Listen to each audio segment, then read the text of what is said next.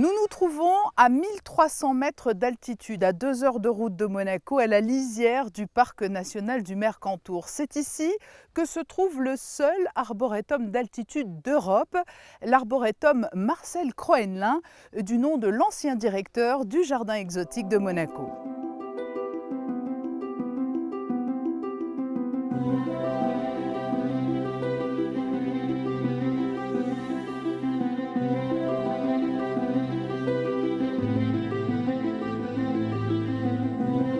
Michel, racontez-nous l'histoire de cet arboretum.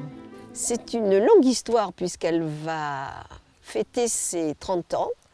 Et au tout début, c'était en 1987, j'ai rencontré à l'endroit qui est devenu l'entrée de l'arboretum, Marcel Croenlin, qui était le directeur du jardin exotique de Monaco et qui revenait de la forêt où il était allé chasser la bécasse. Et il nous a vus, un petit groupe avec 2 doyens du village. On était là parce que c'était beau, qu'on avait envie d'être en montagne. Et lui revenait de la forêt, nous a posé quelques questions, nous a dit combien les Alpes-Maritimes étaient magnifiques, combien notre région était riche en fleurs, en plantes. Et au bout d'un moment, je lui dis, mais est-ce que c'est tellement beau cet endroit. Ne pourrait-on pas faire quelque chose? Moi, j'aurais envie de faire quelque chose pour inviter les gens à venir découvrir ce lieu, mais avec un but. On ne peut pas dire aux gens, venez parce que c'est beau. Et il me dit tout de go, mais pourquoi vous ne feriez pas un arboretum? Mais c'est parti comme ça, aussi bêtement, aussi simplement. Et il me dit, mais écoutez, moi j'ai des amis qui sont pépiniéristes, des collectionneurs, des conservatoires, on va les solliciter. Essayez d'en solliciter vous aussi. Et aujourd'hui, on est à combien d'espèces sur cet arboretum? Alors, en matière de nombre d'arbres, plutôt que d'espèces, nous sommes sur environ 490-500 arbres. Et ensuite, en matière d'espèces, on se trouve sur à peu près 220. Il y en a du monde 220. entier. Il y en a du monde entier. Oui. Ce sont essentiellement des espèces des montagnes du monde. Et évidemment, chez nous, l'altitude, l'étage montagnard, c'est entre 1000 mètres jusqu'à 1700 mètres. Donc ce sont les arbres qui poussent dans cet étage-là. Et la famille princière de Monaco a toujours été à vos côtés? Tout le temps. Enfin, d'autant plus, surtout après, malheureusement, le décès de Marcel Croenlin, qui entre-temps a pu être le conservateur de l'arboretum. Il est parti malheureusement en 1994. Là, le prince régnier nous a accordé un soutien par le biais du DAU. Et aujourd'hui, c'est le prince Albert II qui nous a honorés de sa visite. C'était une visite privée puisqu'il avait un temps court à nous accorder, mais c'était pour marquer ses 30 ans et ça nous a beaucoup touchés.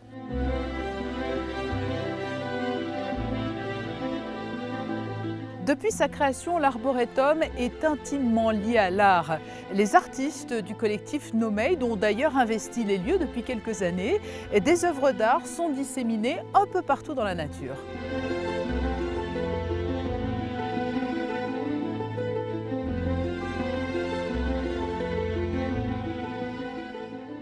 C'est né d'une rencontre, une rencontre avec Michel Ramin. Nous étions à Cap d'Aille depuis 2-3 ans et nous nous sommes rencontrés donc à Cap d'Aille et immédiatement nous est venue l'idée de réaliser quelque chose ensemble et notamment à l'Arboretum. Et dès que je me suis retrouvé ici avec quelques artistes, nous avons décidé d'y venir et surtout d'y revenir puisque là ça fait 15 ans que chaque année, nous proposons donc des œuvres à la fois aux spectateurs, visiteurs, mais à la nature aussi, puisque les œuvres restent sur place. Et certaines œuvres d'ailleurs sont là depuis le début. Il y a des pièces qui ont été installées en 2003 et elles sont toujours présentes.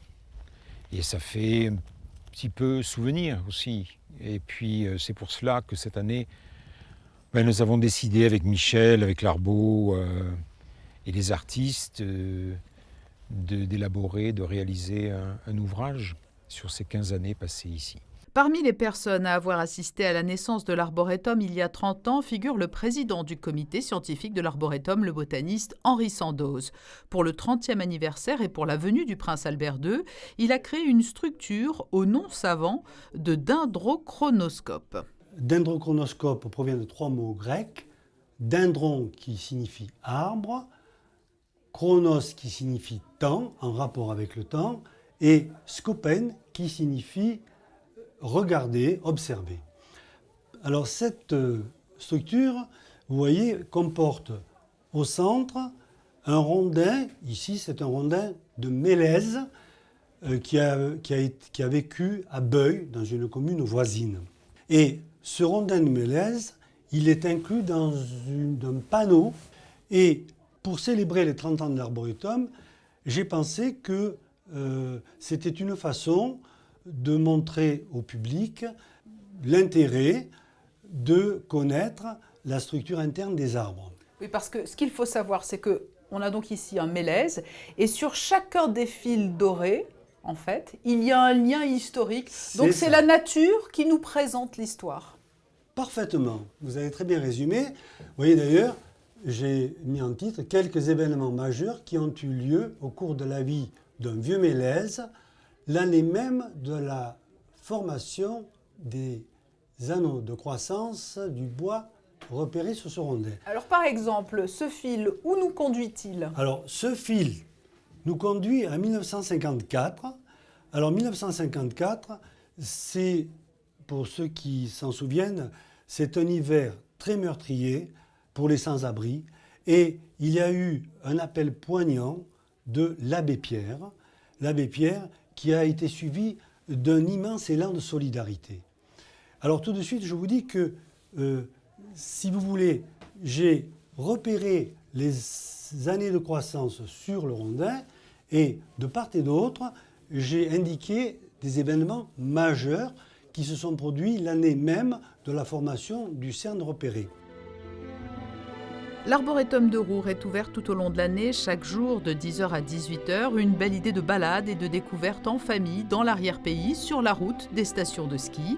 En cette période de l'année, les couleurs chatoyantes de la végétation donnent un charme supplémentaire au lieu, et les nombreux érables canadiens qui ont grandi sur ces terres sont autant d'invitations au voyage pour goûter à la douceur de l'été indien.